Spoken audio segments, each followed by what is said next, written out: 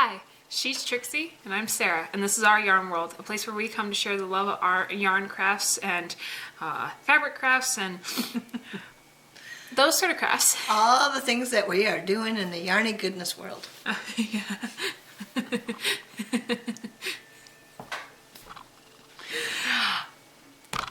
We share that with right here with you. We are guessing that this is the stuff that you enjoy if you're watching us and spending your time with us, and we hope that we are of good fellowship today with you all. For us, it's a very cold day. It was Snowing like too. When I left to come here this morning, it was 7 degrees. I had a friend that said it was -2 where she was at. Oh. And then I had, when I was coming back from dropping off my daughter from school, it was 15 degrees. So it's cold. I know it could be colder, so I appreciate what we have, but it's just been nothing but snow and Ice. And right now we are been drinking a lot more warmer drinks, and we've been doing a lot more warmer projects, I would say. Yeah. A lot of these projects have to do with getting warm, so for that context, we hope that you enjoy today's video, and we will get on with it. You got a very vibrant blanket today to share. It's almost southwestern. It's Yes. oranges and reds and blues and just, oh, it's so good. And I'm not even done with it yet. It's right here, and I usually like to be right here, so I've got that much more to go. So, but that's that would be like maybe 10 more rows or something. I don't know, but I have enough yarn to do it. I just need to finish it. But it's blues and oranges and greens and turquoise. The turquoise and brown, I absolutely love that part. And the greens and yellows and just all the goodness. Just trying to make myself warm because these are warmer colors, and well, the blues aren't, but the reds and the oranges are, and the yellows. So yeah, when it's cold outside and it's snowing, and it's been snowing a lot lately, and there's ice underlay. You know, if you go outside and people have plowed, all you're hitting is ice. And whether you're walking or you're driving, but that snow, if you can keep a layer of it, at least you can get a grip with your car or even with your foot, and you're not slipping and sliding all over the place. But right now it's just a winter wonderland outside, and I guess that's what Michigan is in the wintertime, but it seems like lately we've just been getting dumped on. And so, yeah, doing these warmer projects just makes me happy. Mm-hmm. You know, I'd say about a week ago, before the current snow front came through, our roads were clear in the aspect that you were actually hitting concrete. Like, there was snow piled up everywhere. Whenever snow would hit, it would be easily moved. Like, just snow plows would come in and just push it to the side of the road. What happened was our temperature went just above freezing for one day, and we had a day of rain, or like when the top layer melted enough that it has affected the rest of the downpours, being that every single time they get underneath it, then they have to either sand or ice the roads, because we live near the lake of Lake Michigan. A lot of times they go down there and they get a lot of sand, and they put it in plow trucks, and they dust the road with lake, because With the sand, not lake. They dust the road with the lake's sand in hopes to be able to get that friction on the ice if the temperature is just too low to be able to actually distribute salt, because salt will only melt ice at a certain temperature. Yeah. So we've been doing a lot of sand, and so our roads are either like this really weird shade of brown or a really weird shade of blue because of the salt color, or a really weird shade of just, I don't know, it's ice and it wants to do what it wants. And it would be easier if it was just white, just like my mom said, like just a nice solid foundation of packed snow, it can get slippery, but it does not mean that it's ice. It just means it's got a little bit of dry. grip to it. Yeah, it's not as good as having just regular road, but Yeah, at least it's pavement a good is best. I like pavement, not black ice pavement, but we're not going to get that anytime soon. It is snowing now, so. Yeah. I don't know. Snow is one of those things where it's a really dry wetness. I was thinking about this the other day. Like, you have hot water that makes a very humid wetness. Right. Really, like you might not feel the wetness, but you feel it in the atmosphere.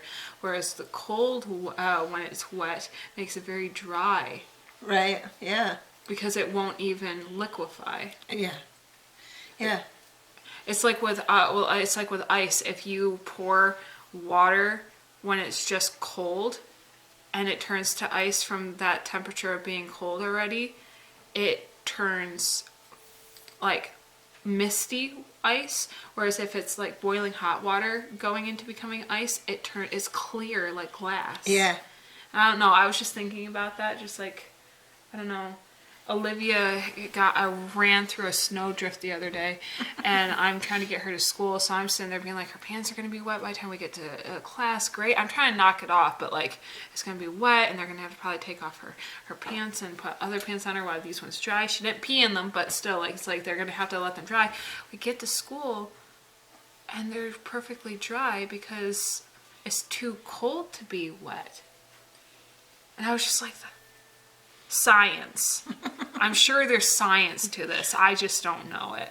But I'm just kind of in my head being like, oh, it's just different. Because like when it's hot, when you say wet, you say sweaty for days. Yeah, yeah, yeah. So you can get out of the Can't get shower. away from it. Yeah. That's the difference. Even if you take a shower, you come out and you're still sweating. Whereas when you're in the snow, you get wet and cold, but it's almost dry. Yeah. It just makes you brittle. Yeah. And that's why our skin is so dry and we need to keep putting lotion on. I don't know. Sorry. I just had a moment. And She does like science too, people. I'm not actually really scientific. I don't know. I like the domino effects of things. Like, if things turn out this way, they turned out this way because... And I like to know the why. She's very logical. She has to know the why and how comes. I guess. So I got done blocking these squares the other day. I like And I'm still working on it. I still only have 3 completed. But I'm really frustrated because working on the sweater vest, which I will be able to update with you on, I learned how to finish off rows on knitting so much neater.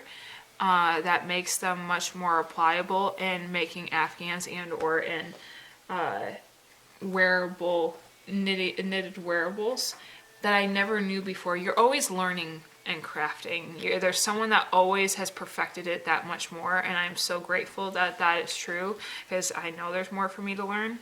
But I learned this technique a little too late for these specific blocks. From here on out, I will be able to correct it, but these 3 blocks I have to now put extra time and work into to try to make sure that they're even, because if you can notice, even after blocking it, these sides where I'm pointing up here from this side is shorter compared to these longer sides. It instead of being a perfect square, despite all my efforts and blocking to do so, it's still much more of a diamond shape. So I have to try to even it out, and I've been working on and if there's any techniques I don't know about besides what I'm doing right now, please let me know. If you guys know it, let us know. But I'm doing what I can. My husband, this blanket's for his mom, and and obviously she's the one that chose this Mandela yarn to make the blocks out of. But my husband found this yarn that The grays and whites. The grays and whites. I think I showed it to you last week. I think it's from Yarn Bee. It's really soft. I really like this yarn. And I'm bordering the blocks I'm crocheting and bordering these blocks to make it so that they're even. So that when I'm sewing them together, it's a little bit easier too, because I can do it in a crochet manner, as knitted Afghans are still kind of relatively new to me. Without making like a knitted blanket from start to finish, it's one solid piece, which is normally how I knit blankets. I'm making this much more in a style that I'm not used to, Right. which is fine. It's definitely fun, but so pretty much what I'm doing is I'm just making stitches along the edge seams, and making the same number of stitches at each side to try to be able to Make it a square. Make it a square. And I feel like it's definitely done that. Wouldn't you say, Mom? Yeah, I think so too. Having it lifted up like this, I would say that, it definitely looks much better. Yes, much more square. Much more square. So I'm going to be doing that this technique with the other two. And obviously I have to border the other ones when they're finished this way to be able to make it work for the rest of the blanket. But those ones will be using the technique to make them already square right from the get-go, because I will know how to finish the ends where it keeps everything tidy. Yeah. So even when I apply this technique to it, it will be much more easier applied, because figuring this one out of like how to make all the figuring out how to make each side even, how many stitches for each side would make it even, was not fun. But I figured it out. But so far that's my technique to kind of correct this, so I don't have to rip it out and redo it. I don't think that's necessary if I can just figure it out this way and move forward. But I know from this point on, I am going to use the edge technique for the rest of the blocks to be able to make them square and not diamond.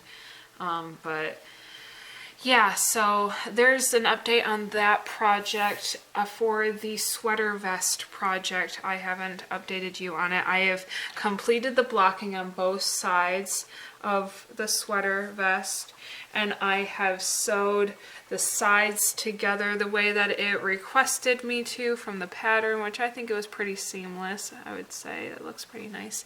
And then the way that they wanted me to do it on the top was a very interesting technique. The seam is like right there, but it looks seamless. It looks like it's going from one side to the other. And I thought, anyone that actually can see where it is, but it's still pretty seamless, and I like that technique. And so right now I'm just working on cuffing, and so I'm cuffing this wide armhole. I finished that side. I have to do the neckline, and I have to do the other arm, tuck in the strands, and this project will be completed. And I'm really excited about it. In like a week, a little over a week that you've started it? Oh, this would be going on 2 weeks now. I wasn't able to get... It would have been done in one solid week had I not gotten orders. True. Yeah. Had I not gotten the glove order and these other orders from this customer, this would have been completely done already. Yeah. But my original purpose to have this be for me might be sidetracked because of the fact that I am getting so many orders. It's encouraging. And if this customer ends up liking this project, I will definitely be selling it to her. Oh, that's nice. I have not offered it to her yet, but this is something I could see her wearing. Right. So if she does want it, I can offer it to her. Right. Otherwise, I'll keep it. But I'm kind of tight for money right now, so I'm not going to argue. I'm again just going to, before I go into the projects that I have, the orders that I'm working on for this customer, I just wanted to again share these bags. We ended up going to Hobby Lobby together over the weekend, and I showed her where these bags were.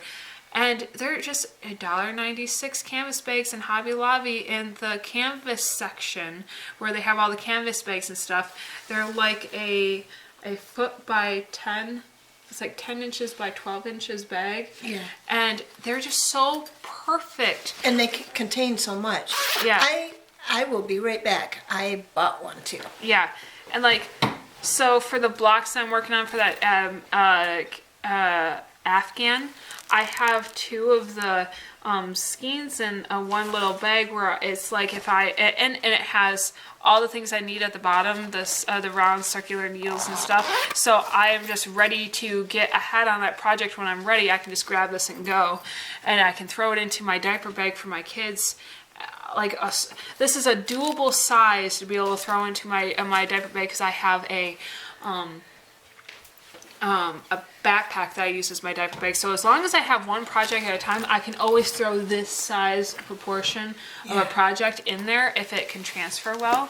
So I don't know, it just makes things simpler for me.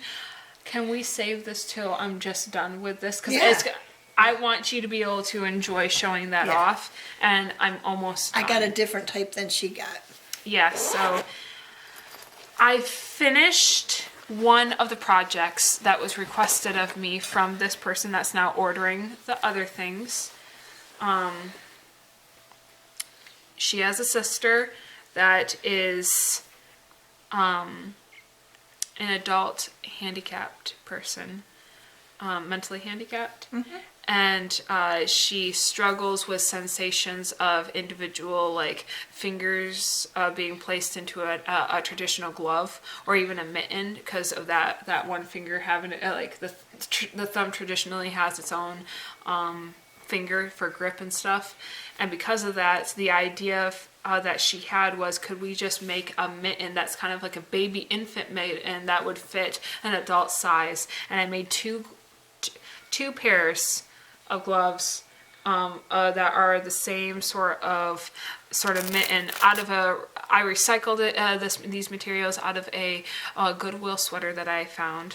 So pretty much I just made a glove that would fit over her hand, and the way that I did the seam of the brimming was I made sure that it had an overlap so that I could put Velcro on so that she would be able to secure her sister's hand to it comfortably and make sure that it was tight enough that she couldn't just wiggle out of it, but her hands could stay warm. So I made 2 pairs of these for this customer, and they're ready for her to pick them up. And so those are completed. And she has recently requested a hat that will allow her to have a ponytail stick through the top because she has a lot of long hair. And my mom let me go through her stash.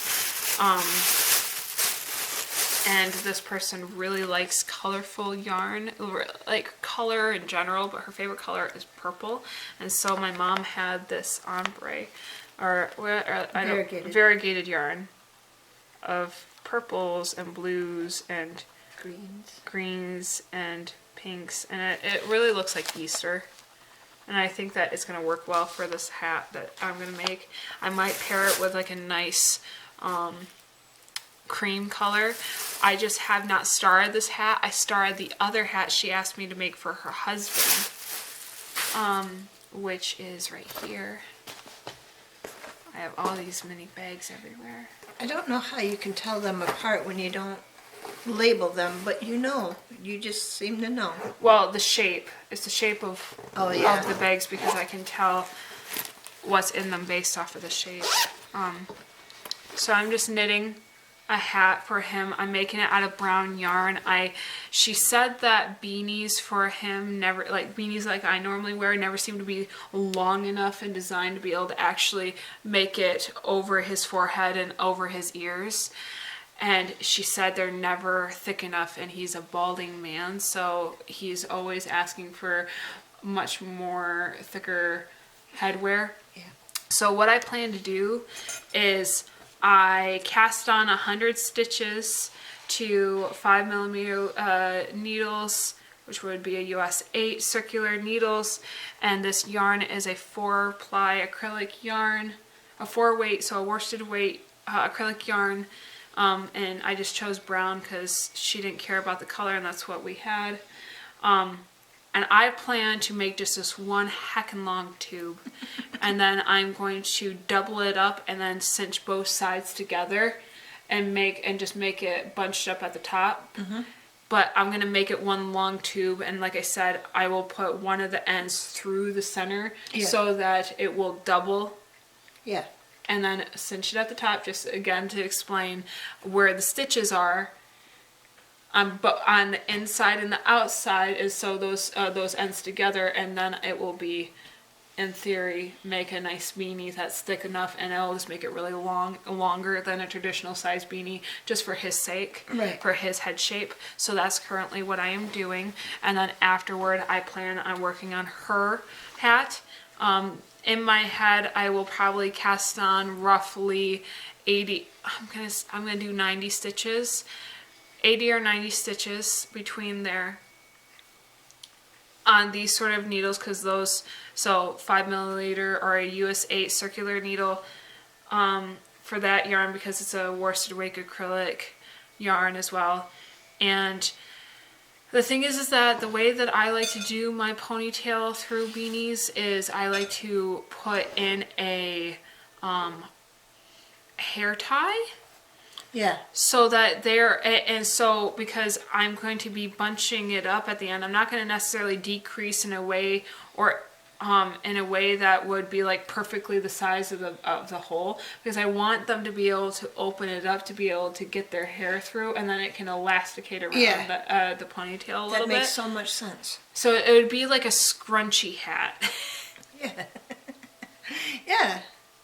Right? If works. that it's gonna be like a scrunchy hole, so Yeah. I don't know if that makes sense. It just scrunchies just have that pattern where the fabric around the band is greater than the band, the hair tie inside of it, and Right. that's kind of the idea for the opening of this hair tie Right. beanie. So that's kind of my plans. I'm deciding on whether I'm going to be using double-ended needles to start off the hat from the hair tie, and then build outward and then in. Yeah. Because I could do it that way, and it might work better that way. I don't know. I haven't decided yet, but again, that's kind of where I'm at. And just probably about a half hour ago, I got another order from this woman saying she wants me to make a doily for the top of a furniture piece that she gave me dimensions to, that she wants it that exact size. Wow. And she doesn't care what sort of doily pattern I make, but it has to be that perfect square. She wants it blocked to that perfect size. Wow. She doesn't like the top of that furniture piece. Well, then you hide it beneath other things, right? Yep. I offered to do it in two ways. I'm like, I can quilt something like a quilt top. Or Right. do you want it like a knitted or a crocheted doily? And she's like, doily. So after, I'm going to prioritize getting the hats done first before I start on that. But just so you know, that's kind of where my head is. And here's the thing. I didn't know that this is where it was going to lead. So I got that glove order while I was making the sweater vest. Not that big of a deal.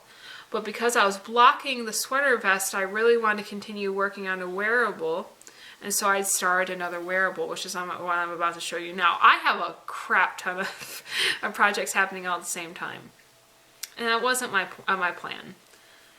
Because the reality was I had gotten that order for gloves and I thought it was going to be solitary. I thought it was just going to be that one order. So I didn't know. Right.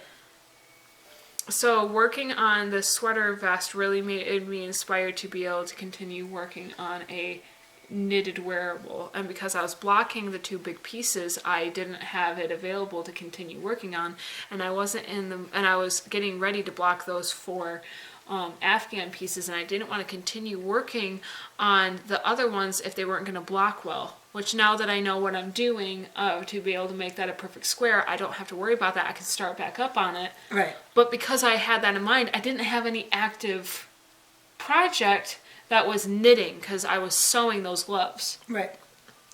So I started this project before I got all the other projects of the hats and the doily and stuff. And obviously I'm still trying to now finish this sweater vest because it hasn't been completed yet, and work on the Afghan. So please understand, I'm not trying to be an overindulger. This was started before those other requests were happening. So because of that, now this is taking a back burner because other things are a priority. But this was started, so I'm going to show it. Found a pattern. WIPS are always adding up. Yeah. My husband found this yarn in my stash. And I'm pretty much just knitting. So pretty much what it is going to be is it's going to be a sweater that I found a pattern to, so I'm following a pattern that is essentially you're just making the front side and the back side and then doing the arms like a traditional sweater would be, but it's going to be much more of an open collar, and it's not going to have cuffs on the bottom, the top, or the arms. It's just supposed to let it have that natural roll up that okay. knitting has. So you see how the fabric naturally rolls up. Yeah. That's how it's supposed to finish off on all the. Oh, that'd be different. And I liked it. I might not like it when it's done. And if I don't, I'm going to go back and make cuffs for everything. Right. But I would like to give this design a try just because I liked how it looked and because I would like to try more things. I figured that it wasn't going to hurt anything to just try it because I can always go back and add. Right. I figured I'd give the pattern itself a try. Right. So I'm following the pattern. And I will update you guys as I go. When I'm able to actually continue working on this regularly, I will do that. But right now I have a lot of things in progress for customers, so some of my own personal projects are going to be taking a hiatus. But if you see these popping back up, just like if you see my projects for the Link and the Godzilla and the Yoda pop back up, it's just because I have had an opportunity and time to be able to do that. Right. So that's where I'm at. I'm making a lot of things for different customers, and I might have potentially got another customer. I don't want to talk about it. It's good. I need it. I need the income. A man customer this time. Yeah. I've been seeing him. He's a pastor that I've been going to and talking with my husband. We've been becoming really close friends with him over these times, and he didn't know what I did. I never brought it up.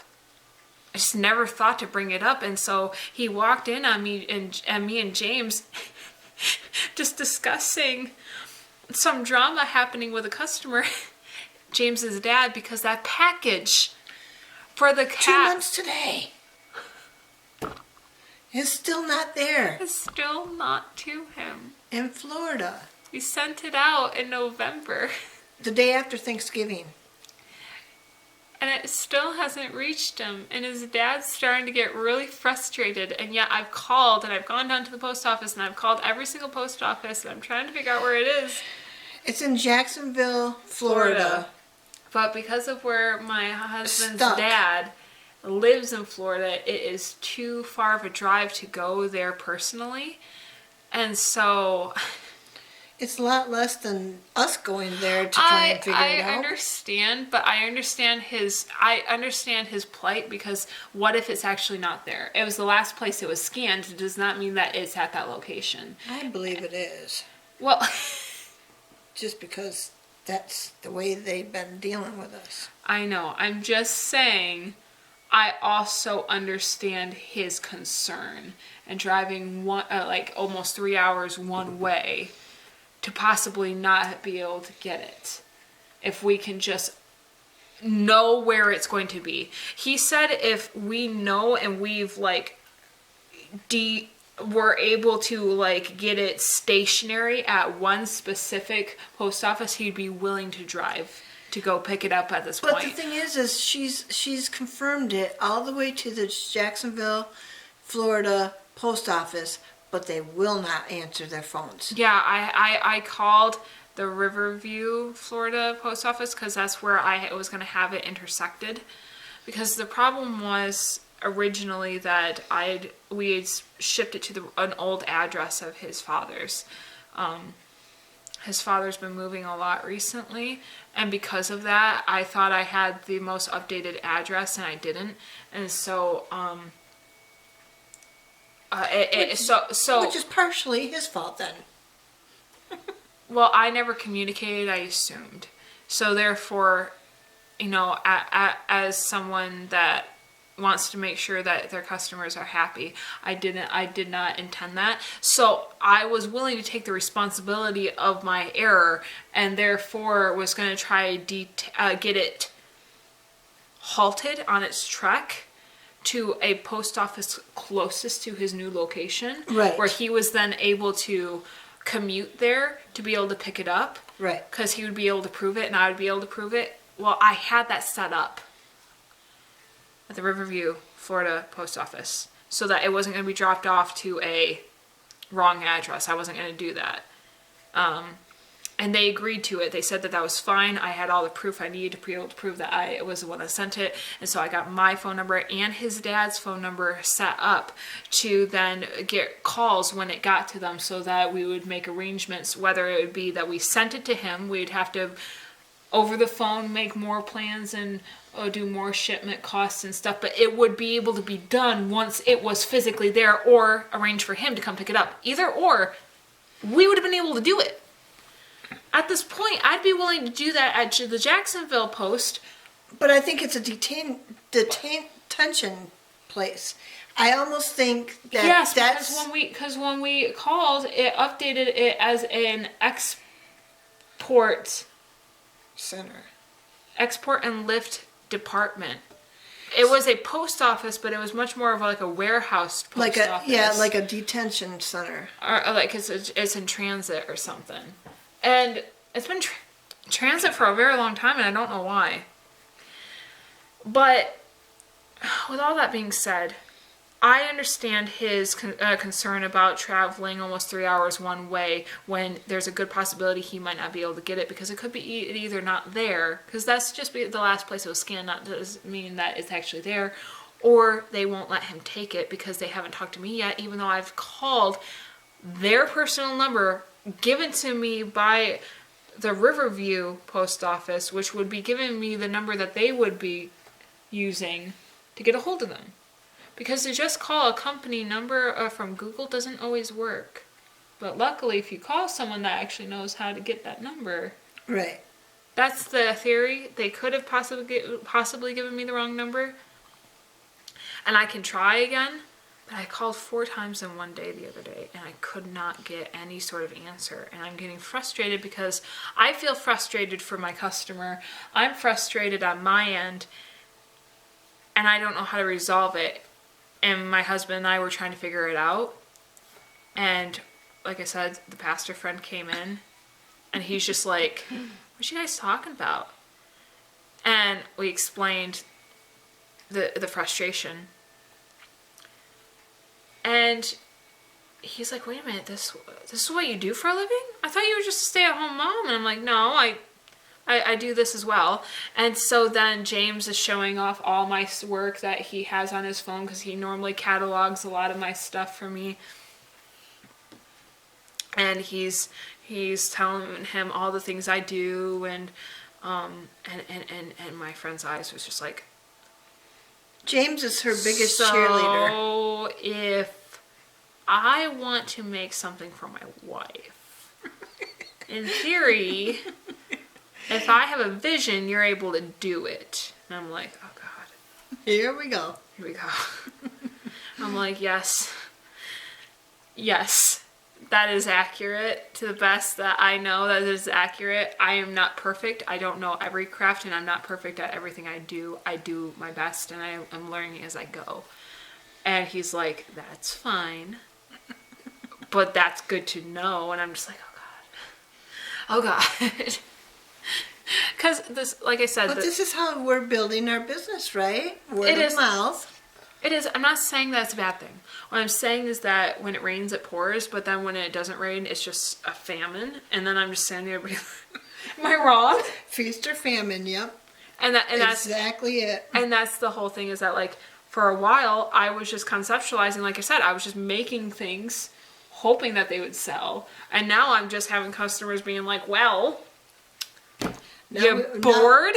Now we've got ideas. You're bored? That's a problem. But anyway. And they're all willing to pay, which is really good for her right now. So yeah, like I said, I'm not ready to talk about some of the situations as to why we're filming here and all this stuff, because there's a lot going on. and filming here is wonderful for me. Hey, it's a lot less that I gotta carry out of the house and bring back to the house and do. But you know what? It's fun for me anyway. So I know, I understand your point of view, but from mine, I'm carrying 2 kids I plus know. all my stuff. I know. And it would be easier for you just to have 2 bags with you. But that's just true. not in the cards right now. Again, this story will be something that we share with you once we're at the tail end of it. But right now, We're just in the middle of it. yeah, it's just We're just waiting to. yeah, pretty much. I'm just gonna say a big shout out to Canvas Bags. Yes. We're not sponsored, but if we Hobby were- Lobby.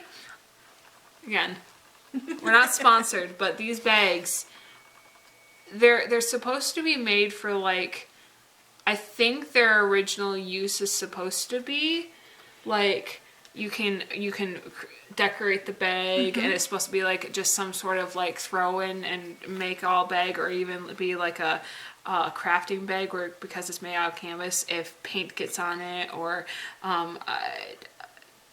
any sort of crafting tool that is colorful by nature, whether it be paint brushes or markers or pens or whatever, Colored pencils. it's not going to hurt the material because Yeah. it's built for that, Yeah. and it's built to be painted on. I think that's what it's meant for, but I don't know. I'm considering buying more. Breathe. Because I realized I could organize the kids' diaper bag by having things just in bags, and I can just pull it out instead of be bearing through the bag. That's what I was thinking too. So I might be buying more, and I think my kids would like that because I could make them their own bags, and Yeah. then they could have toys coming from their own bags. There you go. The toy bags that would be just in the bag. and Olivia's would have to be pink. yeah, right now she's obsessed with that color. But for reference, because my mom is about to, we got this idea about buying canvas bags because, like I said, I bought this circular backpacked drawstring duffel bag that is just pretty much a duffel bag on its end. Whereas she, after taking her to the store that I bought this from, which was Hobby Lobby, Well, after we tried a full-size A blanket in there, hers, we realized it just wasn't gonna work. It was already too full, and I couldn't have gotten any yarn or my hook or anything in there.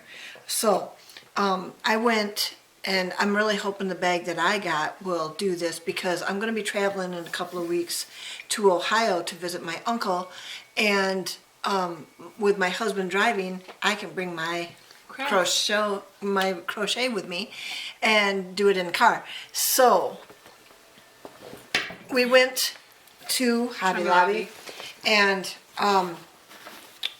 the bag that I chose was a duffel. So it's huge, but it's got a pocket in the front, a zipper pocket in the front, also 2 side pockets, and obviously the opening in between and then the opening, and it's pretty humongous when it's open. So it's pretty expansive. Yeah. Yes. So I'm thinking I'll be able to bring my craft along with me and still have pockets to put my hooks, my scissors, all that, my stitch markers into. But we didn't stop there. We went to the charm department. Yeah. And I found some charms to hang on here. So I don't know if you can see. A little moon face man. Here, I can help. You gotta bring it closer. Okay. There we go. Look at him. And we We got should call him Bill. And I got a little another charm that looks almost like cold water or ice inside, or like an opal. And then I hung one on The front. the front that is backwards right now.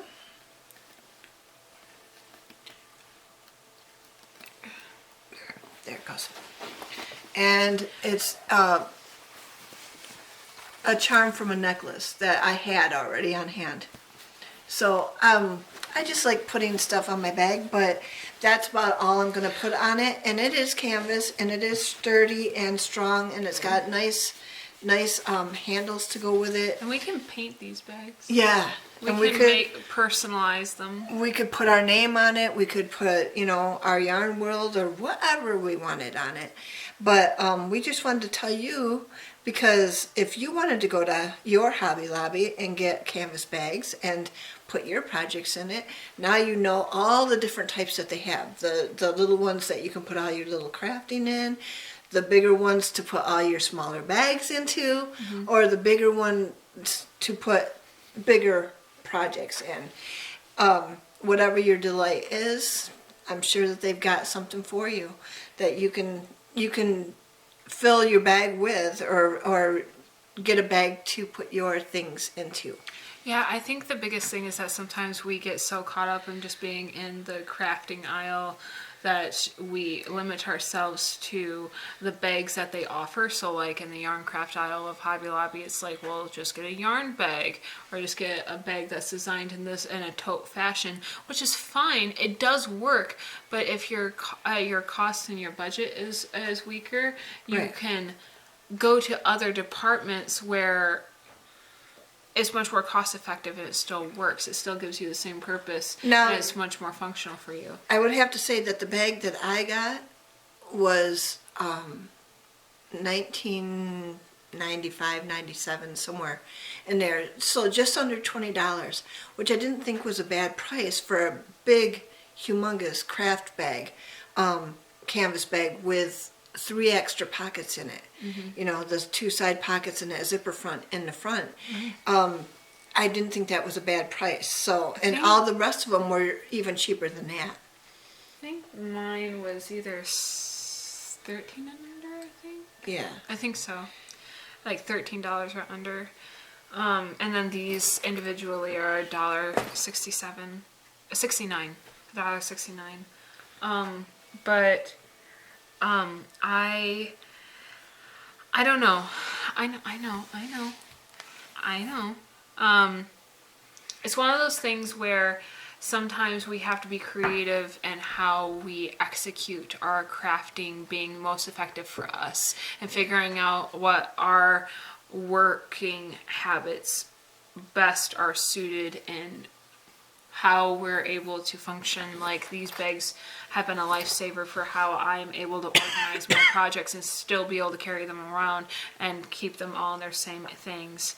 But you have a lot more WIPS than I do, and that works for you. Right. So I'm just saying, like, to find what works, don't limit the aisles you go to be able to figure out what works, is pretty much what we're trying to say. Yeah, think outside the box. So I'm about to pull up our verse for the week.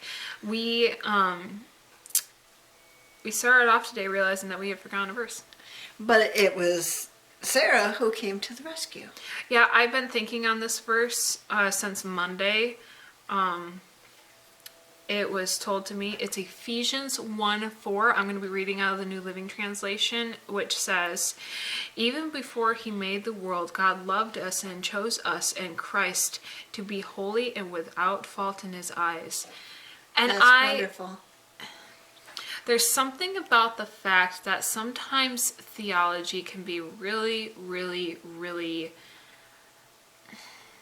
corrupted if you view the Bible in certain ways. And there are some things that stay the same. God made us for relationship. Before the foundations of the earth were created, he already had conceptualized us. And Jesus gave him that hope that we were still something that he was going to be able to walk with and be with. And he already had him set up in place because that's a part of him. Jesus is a character, like a part of the Trinity, a part of him that was just like, we love this so much that we're going to be able to make this work. Right. no matter what, we're going to be able to make this work because we love this so much. And I just like that even before he made the world, God loved us. Before we were even created, he loved us. Yeah. And he chose us in Christ to be holy and without fault in his eyes. I don't know. It's just been ringing really, really well with me. That. It gives a lot of hope. Yeah.